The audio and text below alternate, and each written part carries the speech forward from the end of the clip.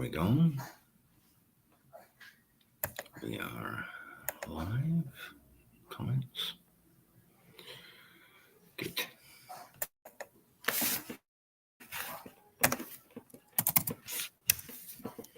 Do this.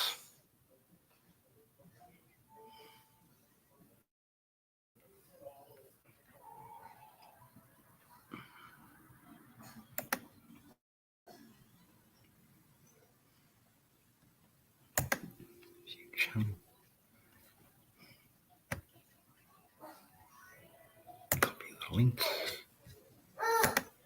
Let's go here.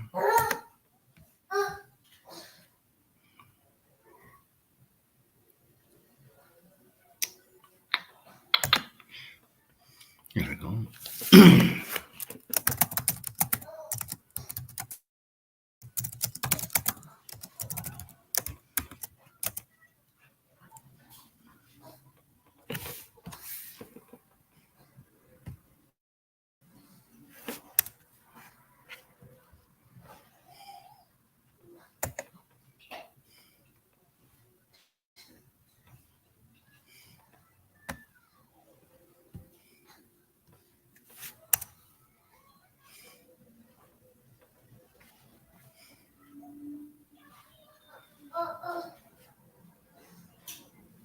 Should be good. Should be more than enough. All right. Don't need to show that. All right. And I'll get one more spot to share out.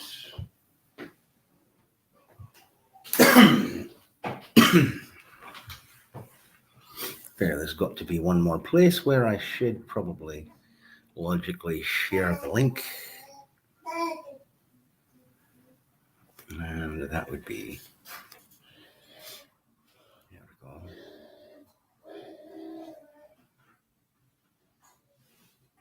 This card. What the hell? Copy the link. There we go. That's better.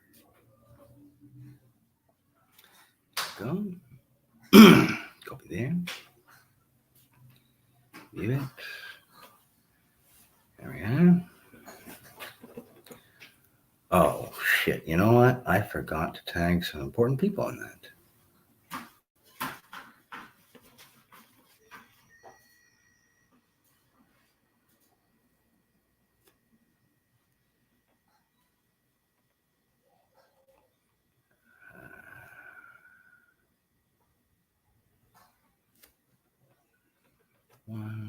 And let's see who else might be interested potentially.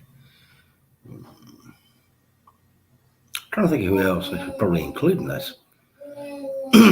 Certainly there are several folks you might want to hear about this shit. Salted Cajun? Is he on here? Might not be. That's fine. Get at least those folks. There we go. All right. And I'm not going to bother waiting for a whole bunch of other folks. Greetings and salutations, ladies and gentlemen, and welcome to the Storyteller's Corner. I'm your host, Joshua T. Calkins Trilogy, also known in many places online, including right here on YouTube as Barnus Sidious. And I would say right here on YouTube, this will also automatically populate over to my BitChute channel as well in a few days. Not sure why there's such a big gap between when I upload to YouTube and then it's showing up on BitChute. Either way.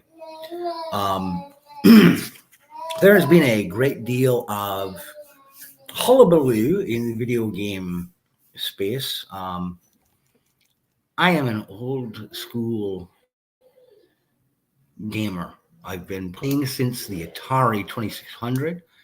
My first beloved video game was Pole Position.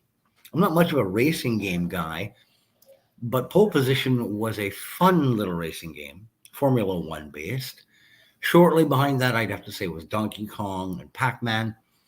But then once my family got a Nintendo, I swiftly moved into loving Mario Brothers and Bubble Bobble.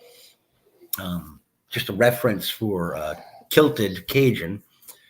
Dragons, monsters, bubbles, fun, simple games. 8-bit and 16-bit era, quite frankly, were, for me, looking back at it as more of a retro enthusiastic gamer these days, since I have limited time based on the fact that I'm a father. I've got 4 kids at home, I work a full-time job. There's always all kinds of projects and such we've got to tend to around the house as a homeowner, plus the newer dog. I don't get a great deal of time to play video games. So I try to maximize what little time I get in order to enjoy them. And part of the solution for that is indulging in handy-dandy little devices like this Data Frog SFC 2000, which comes preloaded with a whole bunch of older emulators and games from the 8 and 16-bit era. Nothing really too fancy. The most advanced thing it does is Game Boy Advance. It doesn't do that very well. There's a handful of games that it does pretty okay on the Game Boy Advance one. But for the most part, I use this to play classics like I said, like Bubble Bobble or Dr. Mario. Just to hold on a second. Where is it? Also, some games that I never really had a chance at when I was younger because I never owned a Sega Genesis, except for a very brief time. I borrowed a Genesis from a friend and let them borrow our Super Nintendo. Where are you? I know I have it in here. Here we go. When I make the reference that I made there about Kilted Cajun, something I mentioned in a lot of the streams where, here it is. Bubble Bobble. Okay. Dragons, monsters, bubbles. Fun. Simple gameplay, basic concept, but I can lose myself completely for 10, 15 minutes, enjoy that game, do the quick save function that's available thanks to this little device. You get 4 save slots for each and every game, and then I can move on. But in the current day environment of video games, there's been a great deal of hullabaloo regarding socio-political messaging that has infected every square inch of real estate in the video game production, development, marketing space, whether it be playing multiplayer online games, whether it be playing single-player games that are standalone, that have no connection to having multiplayer or requiring you to be consistently online in order to enjoy them. It's just been awash in modern day socio-political messaging and nonsense.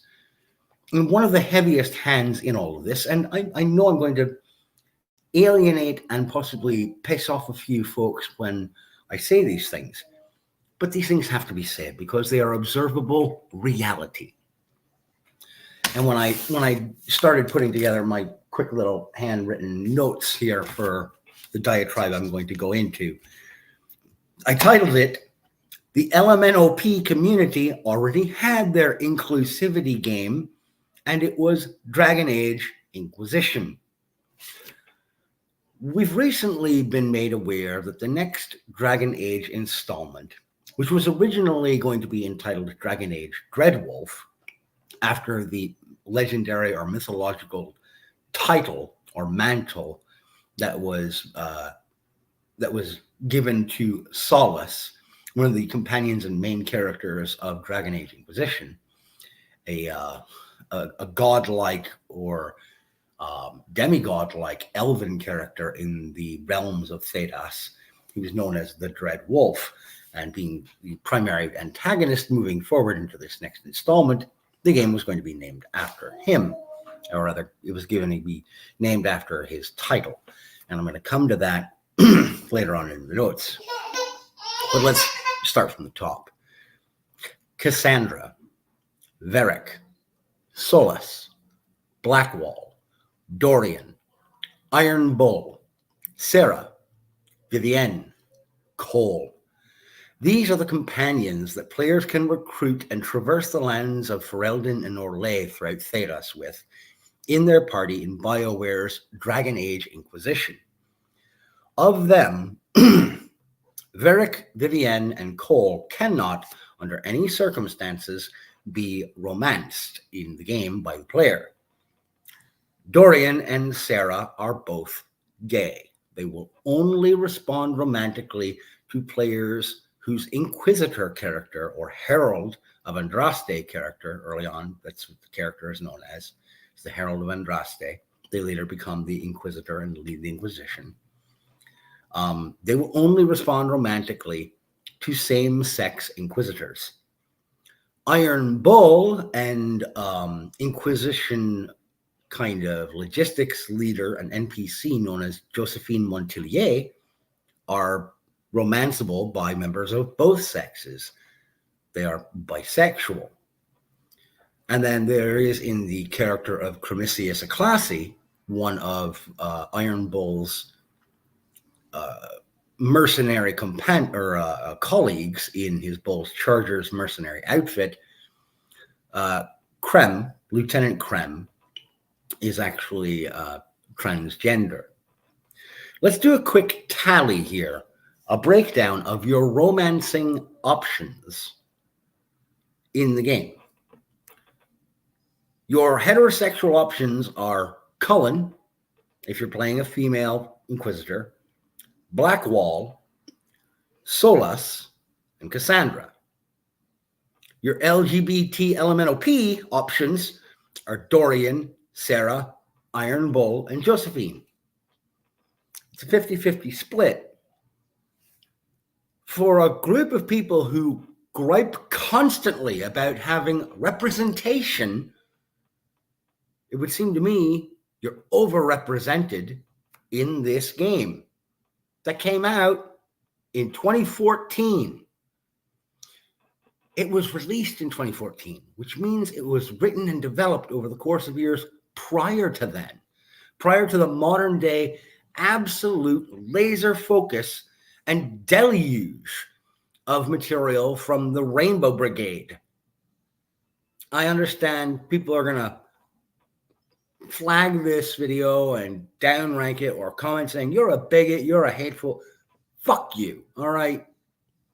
Quite frankly, a lot of us are tired of hearing that kind of dismissive nonsense. I am approaching this analytically, and I'm telling you, this is what is in the game, period.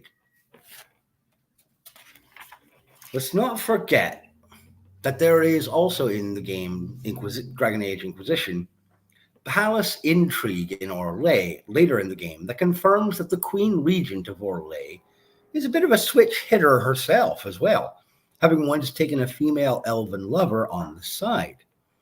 If you want your Rainbow Mafia representation, quite frankly, you got it in spades already with Dragon Age Inquisition.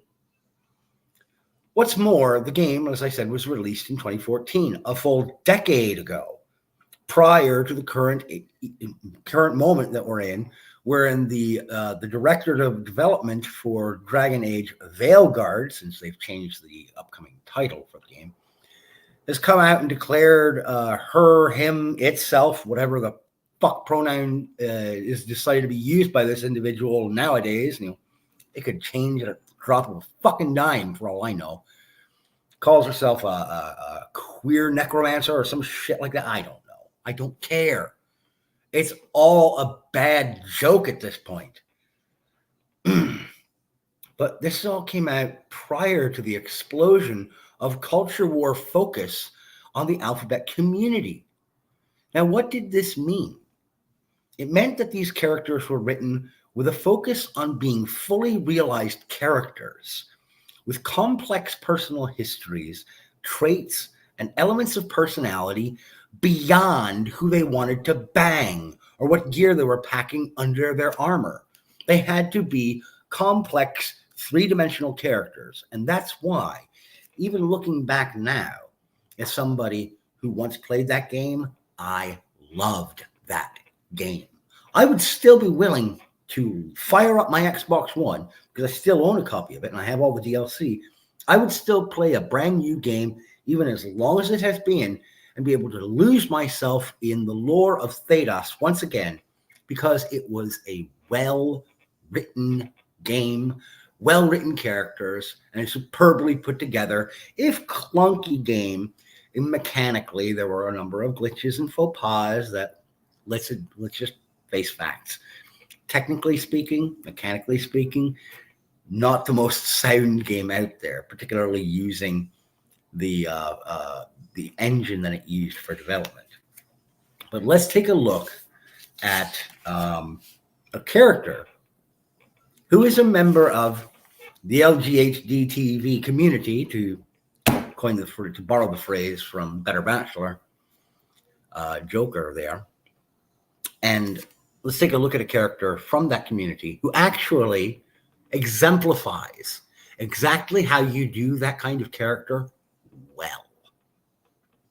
Let's take Dorian Favas, a prime example.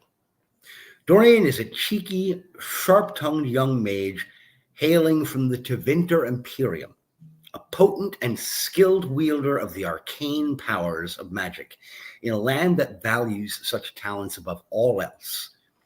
In the Imperium, the Magisters are masters of destiny and masters of that nation. They are given any and all pride, all rights, all privileges that could possibly be afforded to somebody throughout the world of Thedas. They rule the roost, and they are given a position of primacy and dominance throughout their nation. But Dorian had grown apprehensive over time of what he viewed as the moral decadence and the overt caste system and bigotry that ran rampant in his homeland.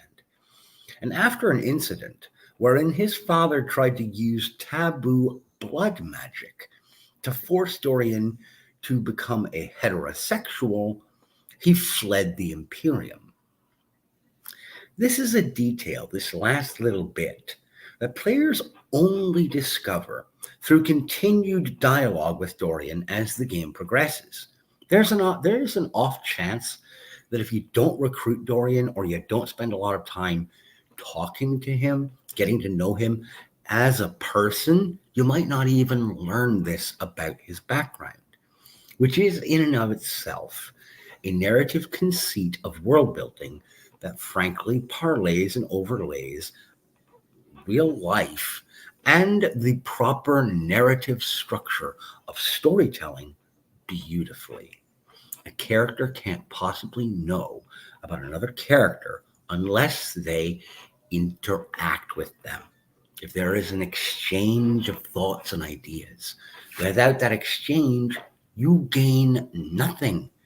That character may as well be an extra in the background, and they won't matter at that point.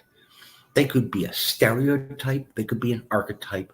You wouldn't know and you wouldn't care if you didn't spend some time with them.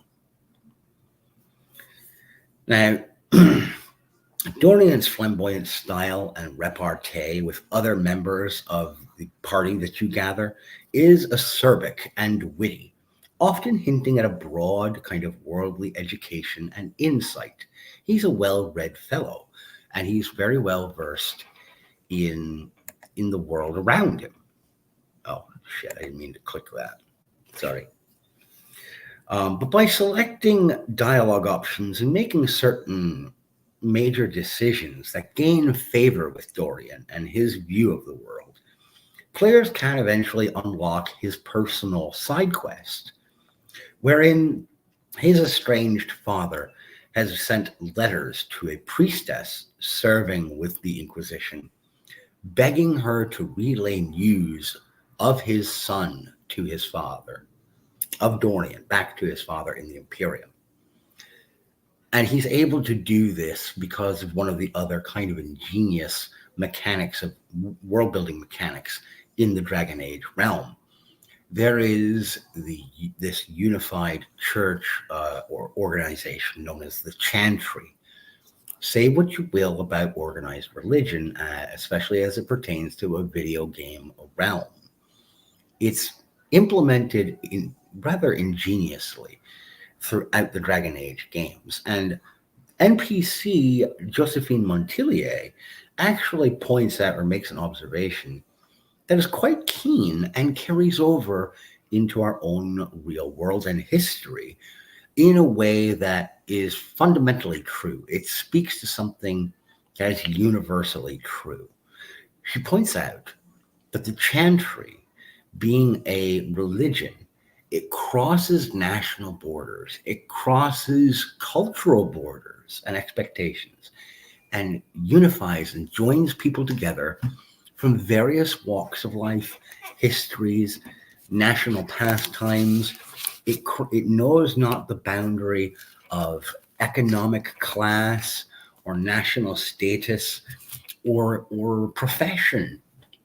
If you are an adherent to the chantry and its teachings in Rivian, in Rivain, if you're a Ravanian chantry practitioner or follower, you have a similar understanding to somebody who is a believer in the chantry and its teachings in deep northern Orlais, no matter where you're from. And by the way, Orlais, there is such an obvious and heavy influence of, or implication that it's sort of modeled after the French aristocracy.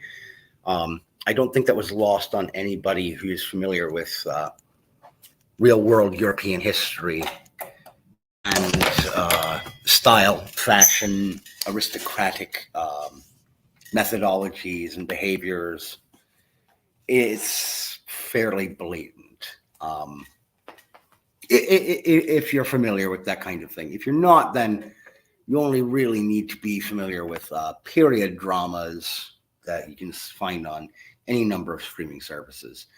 Check out the French and how they behave, and then you can kind of copy and paste it over the people of Orlais and be like, oh, okay, that's where they got this idea from.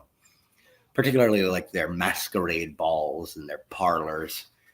Vivienne, one of the recruitable party members, runs her own salon, which it just goes hand in hand with that upper class muckety muck kind of elitist mentality of French aristocracy. It reeks of it. But anyway, what I was getting, let me get back to Dorian. So there is a chantry priestess or servant, clutch mother, who you can talk to, and she informs you that she's been receiving missives from Dorian's father, begging her to try and arrange a meetup with Dorian. He wants a retainer to go and speak to him. And so you can either agree to go with Dorian to meet this retainer at an inn in the hinterlands, near the castle ruins, or you can say, you know what, you left Tevinter for a reason. You left your father behind for a reason. Just be done with it. Wipe your hands, clean slate. The option is left up to the player.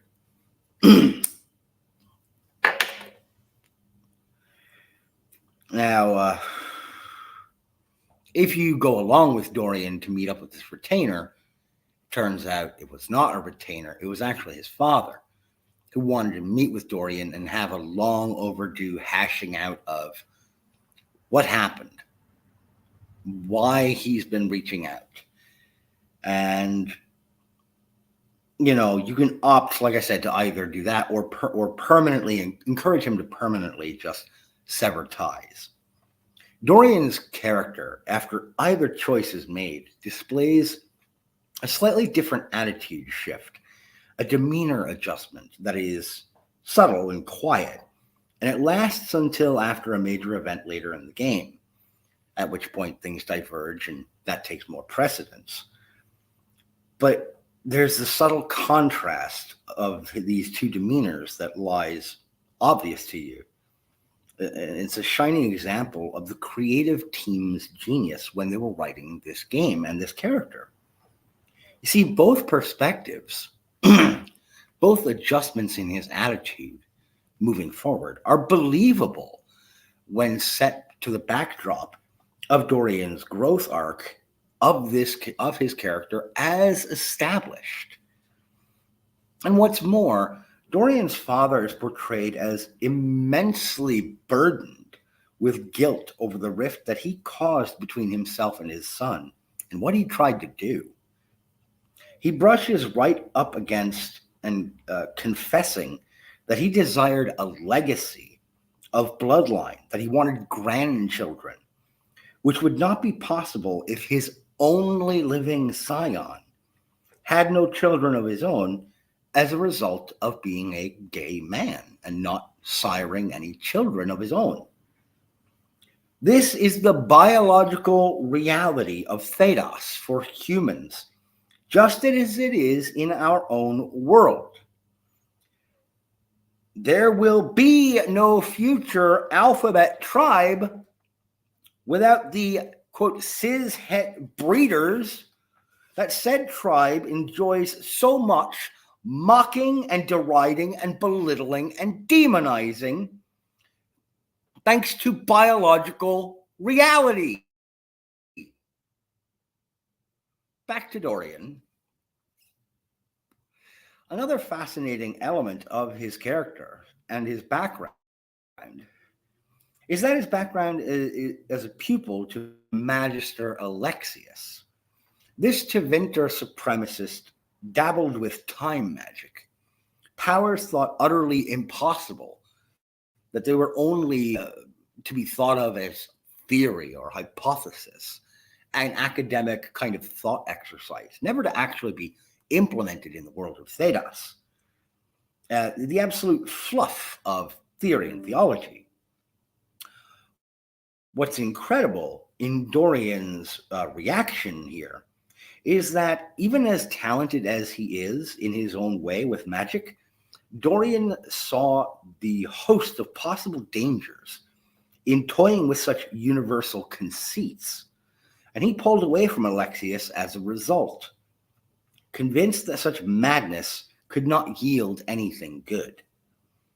You see, Dorian Pavis's sexuality, while it plays a part in his personal quest, is far from a central element of who he is as a character and as a person. His witticisms, his snarky one-liners, his flair for the arcane are all vastly more central to his development as a character, thus crafting a character that players can give a righteous shit about. That is how you do a proper, quote, inclusive character that doesn't get a ton of backlash for being ham-fisted and clubbing the rest of us over the head with. It doesn't matter narratively that he's gay. That's part of his personal quest, sure. But by the point that becomes a major plotline on his personal quest, it's just one of those elements that's like, and who cares? At that point, we've gotten to know Dorian as a person, as a character, with so many other powerful character traits that identify him as who he is, as a person. That who he chooses, well, not chooses. If we're going to go with the whole argument of you can't choose who you're attracted to or who you fall in love with, which I do tend to believe is the truth of the matter, he had no choice in that. But everything else about him is a choice. He chose to do something about what he saw as the degradation of the Tevinter Imperium by getting the hell out of there and joining the Inquisition. He chose to continue studying magic, having a natural talent for it. He chose to study under the powerful and obviously genius Magister Alexius. Likewise, however, when he saw that Alexius would not heed his warnings, he chose to separate as a pupil from that mentor and get himself away. Those choices are far more intriguing and far more telling of who he is as a character than who he sleeps with. That doesn't really matter one whit. So you see, just in Dorian alone, we already have a better written character. The first 3 Dragon Age games are full to the brim with examples of well-written examinations of concepts and conceits that we grapple with in our real day-to-day lives. The notions of class warfare, religious doctrine, culture, bigotry, power dynamics, and the cruelty of outright warfare. The decadence of the elites and the resentment of the little people even gets a light shown on it if players are savvy enough to spot it in the struggle of the Friends of Red Jenny and their hostile pranks against the muckety-mucks of both Orlais and Ferelden. Many of those pranks, which in Inquisition, the character of Sarah, an elven archer rogue, she is a member of the Friends of Red Jenny. And when you go to recruit her, what has she done? She has confiscated and hidden all of the trousers of a clutch of Orlesian guardsmen. Pants. They don't have pants. I stole their trousers. It's a nefarious little prank to annoy them, to get under their skin, to raise a great big middle finger to these effete elitist snobs who look down on her and her friends and anybody who is a street level average person. She gets her own little petty bits of revenge. Now, true, you can eventually, let her completely let loose on somebody, a noble. It's one of her personal side missions. You can let her go really ham on a wealthy Orlesian kind of lower status noble and just pummel this guy into the dirt and basically kill him, beat him to death in front of you. Before finally telling her, hey, he's dead, enough. But she will be thankful to you, the Inquisitor, for having helped her and the Friends of Red Jenny get this little bit of satisfaction and revenge against this Orlesian pompous prick. Let's see here. Very little of any of those points are made in the overt, ham-fisted way that they are in other more modern games, or how it appears they will be in the upcoming Dragon Age Veilguard. And by the way, I don't buy for a minute the excuse behind that title change.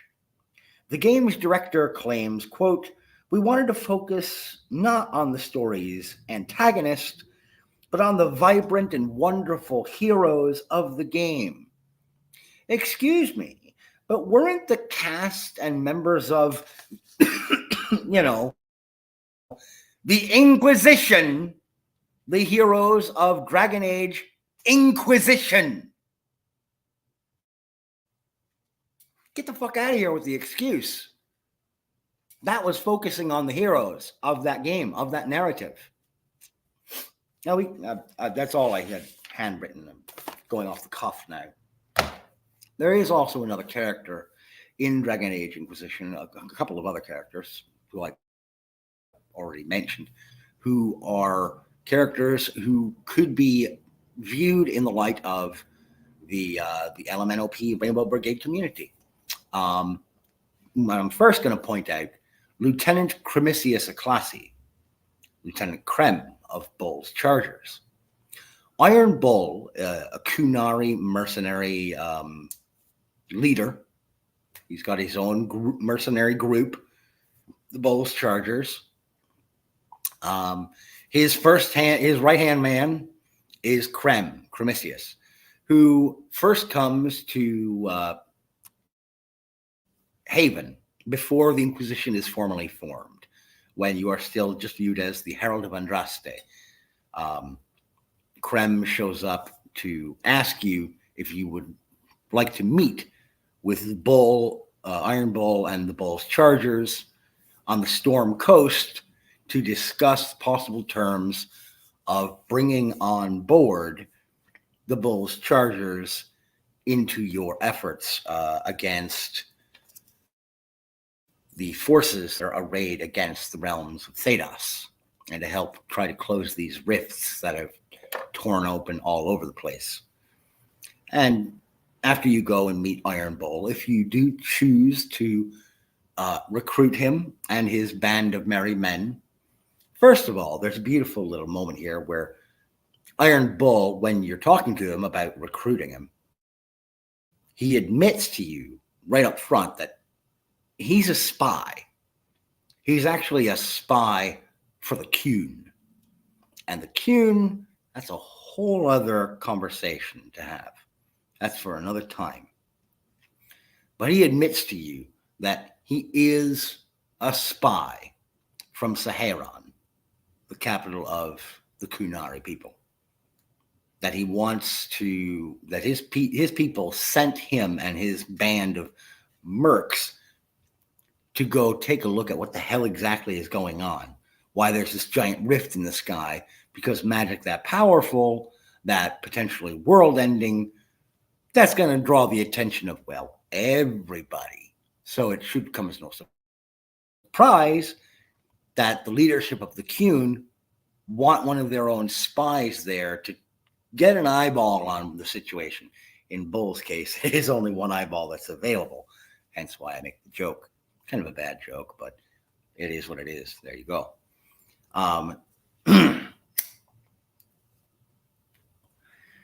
As you spend more time with Iron Bull, and after the Inquisition moves from Haven after its destruction at the hands of either these Tevinter supremacist mages or these crimson red Templars, depending on which route you go, which route you choose. If you choose to recruit the mages to help them with Alexius's nonsense, then you'll end up facing off against the Red Templars invading and crushing Haven. If you choose to recruit the Templars for assistance, then you'll have to deal with the mages and I can't remember the name of the woman who commands their group, but the Tevinter mages and their supremacists. Either way, you end up in a place known as Skyhold. And that's where the Inquisition gets kicked off officially. If you spend some time chit-chatting with Iron Bull and his Bull's Chargers in the tavern on the grounds of Skyhold, after a couple of conversations, Cremisius will make a comment to Bull about, let me know if you need to bind your chest. I know exactly how to hold down those pillowy man bosoms of yours. Kind of heavily indicating that Krem is biologically a woman. And the game gives you, as the Inquisitor, several dialogue choices of how to respond to this. And they range from confusion bordering on disgust to genuine kind of heartfelt curiosity of, oh, okay, well, when did you know that? When did you know that about yourself? And Krem will tell you that it began when they were a kid, that they would kind of practice or pretend to shave in the mirror alongside Krem's father, who was a tailor, he was a tailor in Tevinter. He was not a mage. He did not have magical talents. He was a member of the artisan or sort of service class. Krem's backstory is a little bit more tragic than that, though, in that being a tradesman and not a magister, not a magic user, Krem's father was ultimately couldn't scratch out a living because he was a fine tailor and made tremendous clothing, some of the finest finery in the realms of the Tevinter Imperium. But a magister decided that he had almost as talented slaves on his staff as tailors, and he flooded the market with finery and raiments and clothing that were so close in quality to what Krem's father was putting out there that pretty soon Krem's dad couldn't keep his business afloat. And in order to financially support and stabilize his own family, he sold himself into slavery to a magister. This is horrific, and just the notion that Krem had to watch his father subjugate himself to such a degree just to ensure the safety and the well-being of his child. It created a fire, it sparked a fire in Krem's gut. So Krem, already being kind of a tomboy and already doing everything that she could to hide the fact that she was a girl, that she was biologically a woman, she signed up for the Tevinter military, for the non-magic using component of the Tevinter Imperium's military forces, doing everything necessary to hide the fact that Krem was a woman. Because there were a number of job roles and skill positions that were not available to female recruits in the Tevinter Imperium military, including most combat-centered roles. So Krem, wanting to be a warrior, wanting to be a soldier, did everything that she could to present as a man so that she could train as a man, learn how to use equipment and fight like a man, until such time as she was able to make an escape from the Tevinter Imperium. And I forget the exact specifics, but eventually she ended up joining up with Iron Bull, who, being a member of the Kunari, did not care that Krem was biologically a woman. It didn't matter to him, because under the Kun, and he explains this in dialogue during that same kind of sequence, I believe in that same exact sequence, the Inquisitor can ask Iron Bull, how does that fit in with the Kun? And Iron Bull clarifies, well, yeah, people live like that under the Kun all the time. They're known as a Kunaflock. There's a term for them.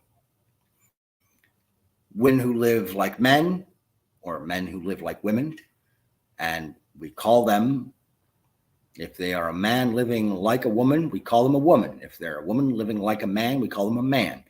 And he says, because they are men. Iron Bull is very much in the camp of the LMNOP Rainbow Brigade hardliners who would say trans women are women.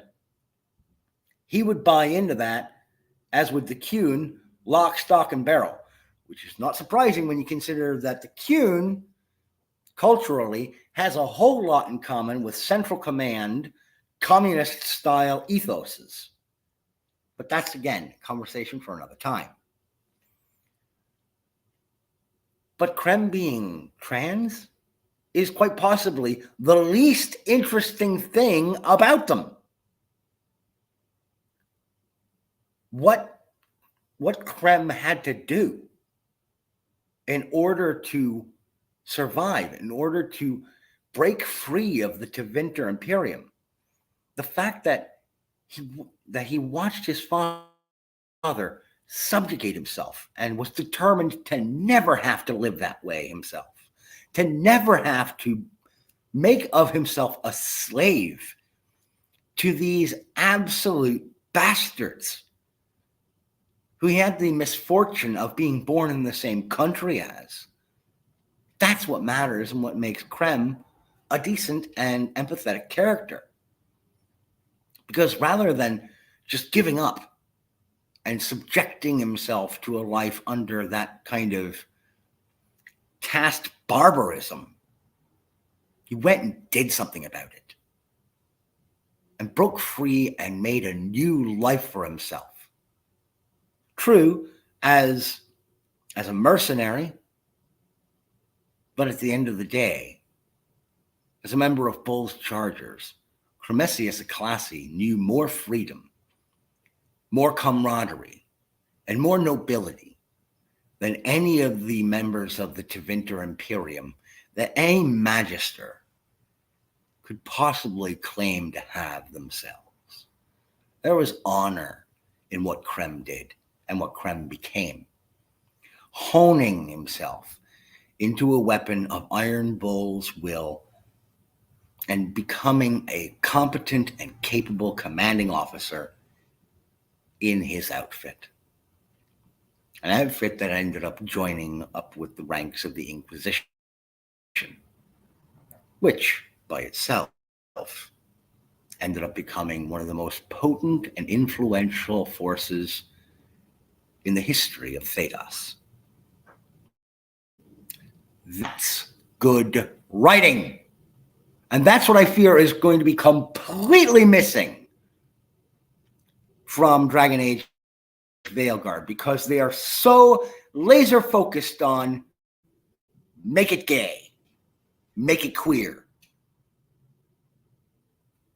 I don't care if those elements are there, but are the characters interesting otherwise? Do their other characteristics come first? Krem is a brute, a savage with a sword and shield or an axe. Krem is logistically capable of commanding the unit in Iron Bull's absence. How do we know this? Because Iron Bull can be in your party while you're traipsing around Thedas, but the Bull's Chargers are still off doing missions. If Bull is with you, the Inquisitor, who's commanding the Bull's Chargers? Krem, because Cremesius Aclassi is capable, competent, a warrior. That matters a whole hell of a lot more than the fact that Krem is trans. It makes for a character who is interesting in their own right outside of that one element of their person. If that was the whole focus, I wouldn't give a shit about Cremesius Aclassi, and we wouldn't even be having this conversation. Not that we're having a conversation. Nobody's currently watching. I'm just rambling and growling at the camera. So that's, yeah. Sorry. But this is what I mean.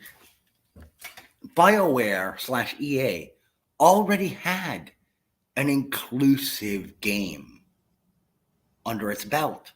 And it was actually a game in this very series.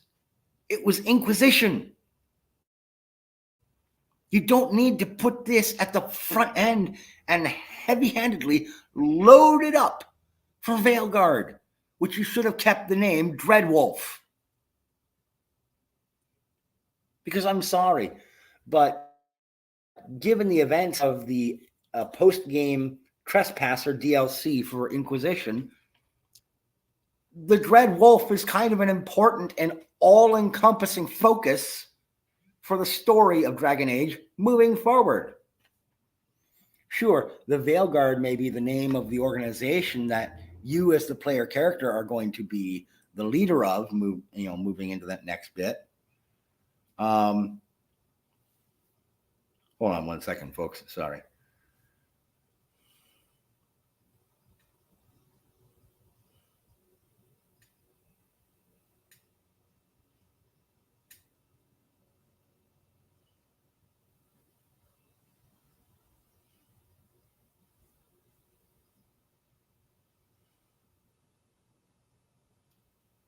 Sorry, dealing with messages. So anyhow, yeah, that is what that is.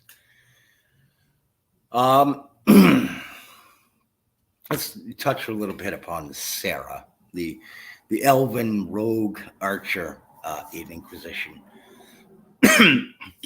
She can only be romanced by a female inquisitor, regardless of what race they choose. Though, if I remember correctly, a lot of folks seemed to imply from their playthroughs of the game that it was really difficult to try to romance her as a Kunari female or a Dwarven female inquisitor, that something would be a little off about that. And even as an Elven female inquisitor, that there was a lot more pullback, that she seems to prefer a human female inquisitor. I don't know what the mechanics of that are in game. I don't care. The fact of the matter is, of all the characters you can romance or that have romantic entanglements in the Dragon Age Inquisition game, Sarah's is quite possibly the most understated and the most pointless. I don't want to sound too dismissive, but here's the thing.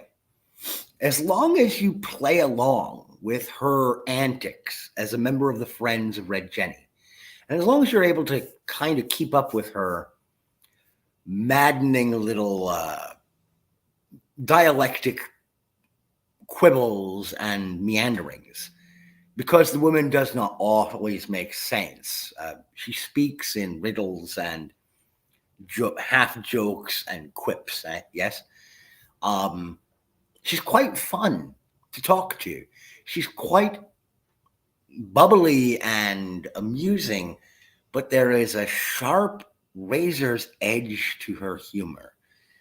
For goodness sakes, doing a side mission on the mission map that you get access to, that you can put resources into, for Sarah is how you end up with the bee grenade recipe, so that you can chuck these little hive bombs of bees that swarm and poke and damage or poison and slow down enemies. Bees, bees, bees.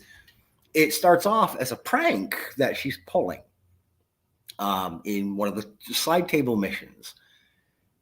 There is a definite pointedness, a nastiness to the kind of trickery that she gets up to. It reminds me a little bit of some of the pranks and trickery told of in Irish mythology of some of the fae folk, particularly the key fairies in in some Tipperarian lore, Tipperary being a region in Ireland. Much of their mythology regarding the kind of jokes and pranks and tricks that the fae folk would occasionally play on humans in the mortal realm, these were not harmless pranks or tricks. These were pranks that would draw blood. And that's pretty much what almost everything the character of Sarah in the Inquisition reminds me of. Yes, there's a bleak, kind of dark sense of humor to her dialogue, her banter, and the tricks that she pulls on people. There's an underlying hum of nastiness to it all. But a lot of it is aimed at the kind of highbrow, elitist snob muckety-mucks in Orlais and Ferelden, with whom she has constantly kind of had to struggle against, not just breaking their noses as soon as she had the opportunity.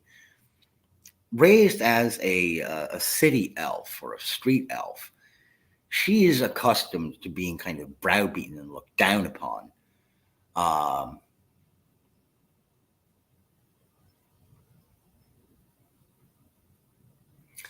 Thank you, Dan. Belgian Dan, lubricated, medicated YouTuber. Good to see you, brother. But Sarah she's quirky like that, and in a slightly dangerous way. And there's an element of that prankish naughtiness, that kind of viper sting mentality that she has, that makes her a fascinating companion to play with throughout the game.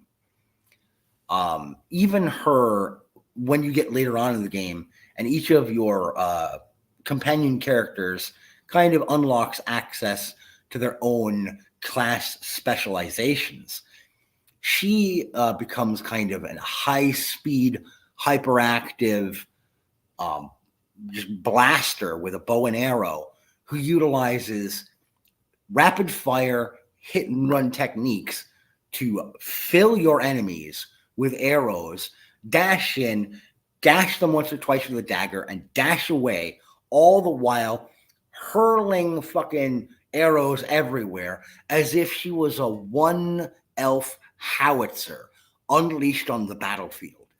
This goes beautifully hand in hand with who she is as a character, which is a fast-talking, kind of pain first, fuck you, I'm going to kill you and smile while I'm doing it kind of character. When you go through and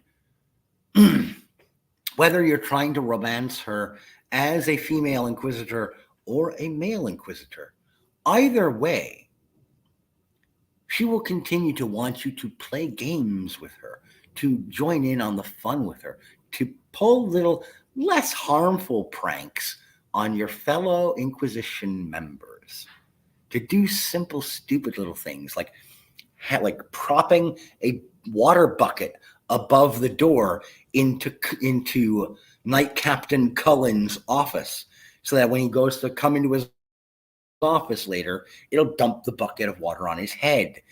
Do something like putting invisible ink in Josephine Montillier's desk inkwell, so that as she's writing her also important documents, they'll start to automatically erase on her, causing her fits and frustration. These are things that they're minor annoyances, but it's still prankish, gleeful, fey-like fun. That's just who Sarah is. What I love about this, in this character, as portrayed by the creators and writers of Inquisition, is even if you're a male inquisitor, and she tells you outright, I'm not interested in you that way, you're not a lady, you can still confirm your friendship with her. That's an option, because you are, as the player, granted the option to just kind of break it off and go, oh, I thought we could have a thing. If you do that, she kind of starts to pull away, which is a beautifully realistic portrayal of the character. If you suddenly pull back because you're not going to get what you thought you wanted from her, given the way that they have presented her as having issues with elitist, snobbish muckety-mucks who want it to be their way or the highway, this is consistent with her character as written. It's gorgeous. But if you say, okay, we can still be pals though, right? She will gleefully smile and clap her hands and say, yes. And she'll hang by your side and still be your closest confidant, even if you're a male inquisitor. If you're a female inquisitor and you say that, she does imply, through a little bit of verbal banter back and forth, that after you're done playing these pranks, there'll be some other games to play up in her room later. They imply it without being overt and showing anything. But the fact is, both of those possibilities, male or female inquisitor, they're consistent with her character as presented. Whether you pull away or continue to feed in, that character continues to be who she is. A kind of thorn in your side, ragamuffin, sharp-toothed prankster who has fun at other people's expense, often painful expense. Her sexuality, who she's physically, sexually, romantically attracted to, matters a great deal less to her character. Greetings, Lucian. It matters a great deal less to who Sarah is as a character than everything else that I have explained that comes before. That is how you represent a character who belongs to the LGHD TV LMNOP Rainbow Brigade community and make them a fully realized three-dimensional character who we can give a shit about. I actually enjoy these characters because they are beautifully written, consistently written, and where there is character growth, it makes narrative sense. It is proper storytelling. Whatever kind of strange stew of LMNOP gobbledygook the folks at Bioware are going to throw up in our faces with Veilguard, I am terrified that it's going to have nothing to do with sharply written characters.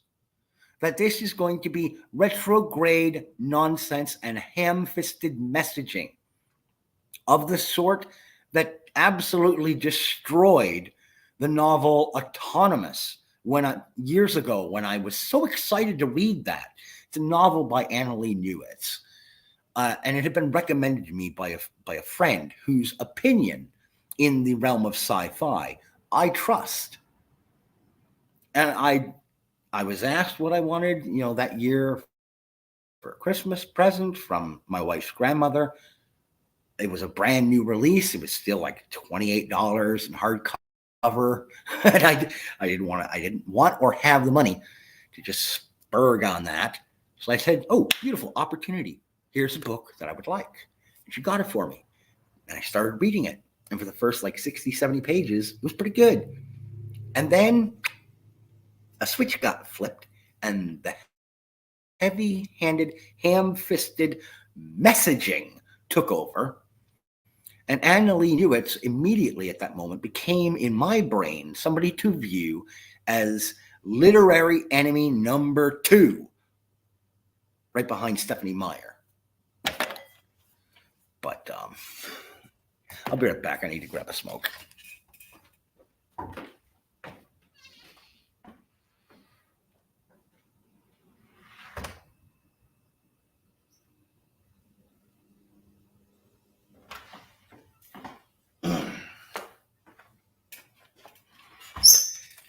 And Dan and Lucian and whoever else is watching or has recently jumped in, please, I encourage you, when this stream is over, go back to the beginning, and right around the 4-minute mark was when I actually started talking, so you can get caught back up and see what I've been talking about this entire time.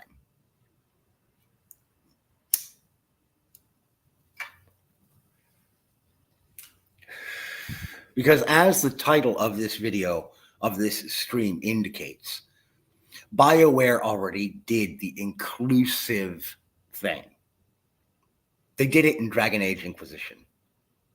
And the game, while technically and mechanically not the most sound video game I've ever played, narratively, character development-wise, beautifully well done. Almost masterful. There's a reason why the game was so popular and why it won so many awards. Because it really was extremely well done, well written. And as far as doing the whole, I'm going to briefly touch upon Star Wars, a completely different property here.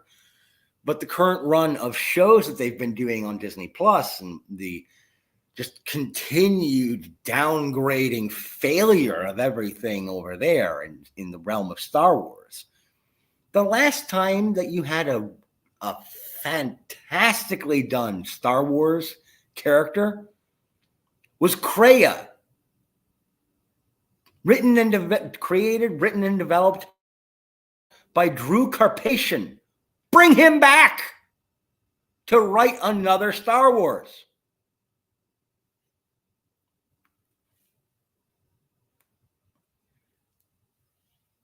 And that is, yes, Lucian, that is,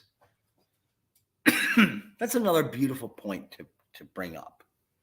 And it's actually one of the other ways in which the characters in Dragon Age Inquisition were beautifully done, in that they all had their limitations. They all had their failings. For instance, one of my favorite characters in that game, Varric Tethras, he comes right out and admits he's no frontline warrior. He can't possibly be. For one, he admits he's kind of a coward. But there's a reason he uses Bianca, that auto-load crossbow of his. He fights from a distance, or with mines and grenades and traps. It's because he's afraid to be a frontline combatant.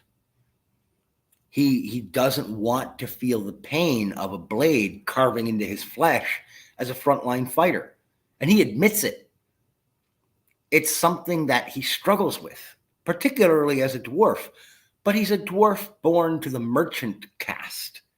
In the dwarven society of Thedas, dwarves are born into different castes. They have their own caste system, which is the notion of caste systems drives me crazy. I think it's disgusting.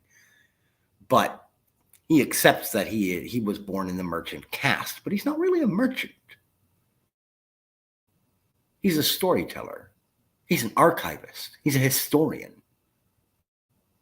with a flair for the fictional. Hey, I know what that's like. But it's part of what makes him who he is. As far as the character I mentioned before, Dorian, who I started this rambling rampage with, one of his chief flaws is that he does admit a couple of times that he relies on humor and sarcasm and his witticisms as a defense mechanism. He's kind of sarcastic and cynical because he's easily terrified of people who might come up and club him over the head or run him through with a blade. And the fact that the world seems to be falling apart in front of his eyes. He doesn't have a homeland to go back to.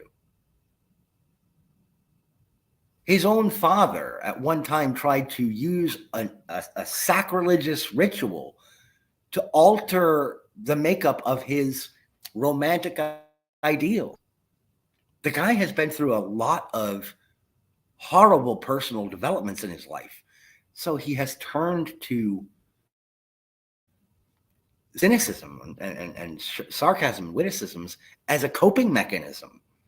It's a weakness that he recognizes and that we, as viewers and players, get to recognize. They know that there are these imbalances. If a character has no flaws and has no break wall, how can you possibly care about them?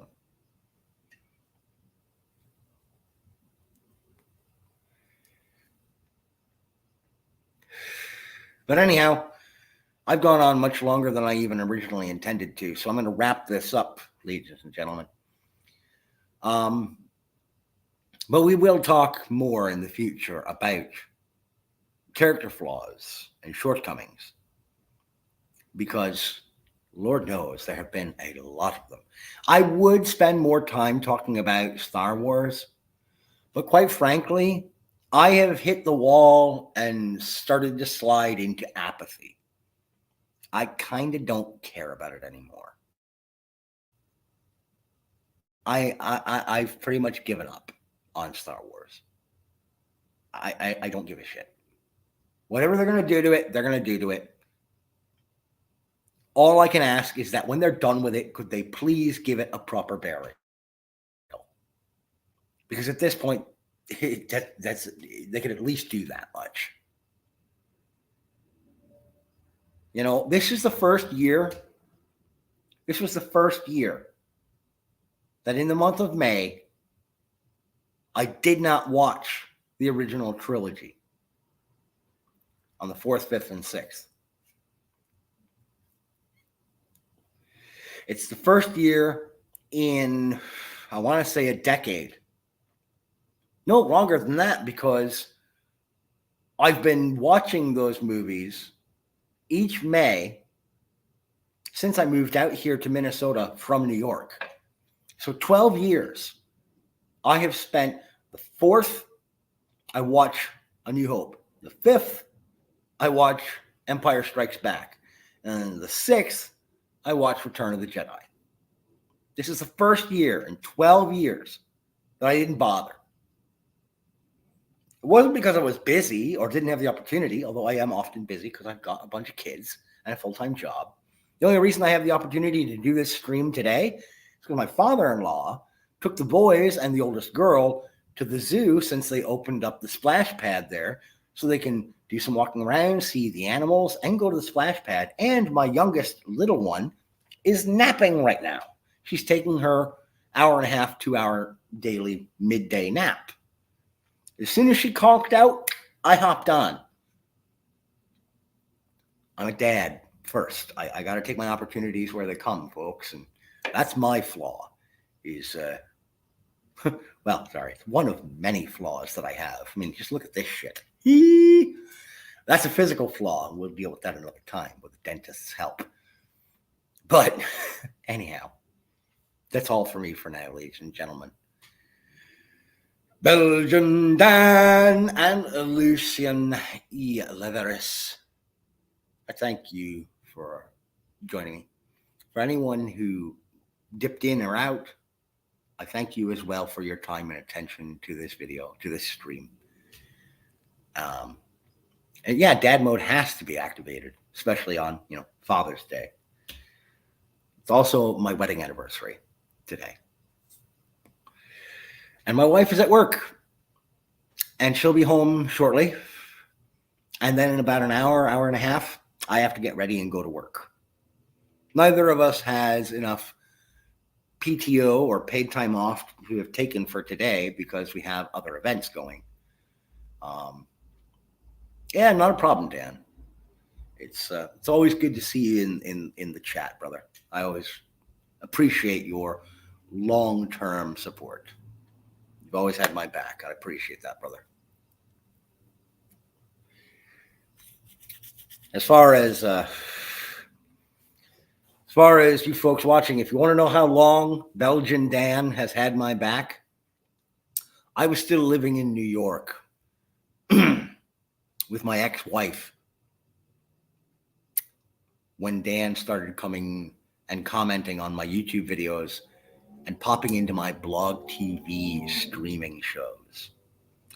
That's how long I've been buddies with Belgian Dan, medicated, lubricated YouTuber.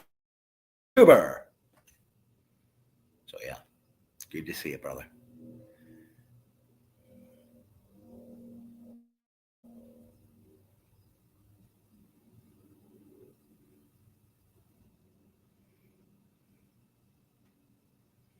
Thank you, Lucian. Thank you, Dan. Ladies and gentlemen, thanks for tuning in. Thank you for listening. I ask that you take care of yourselves, and as always, keep reading.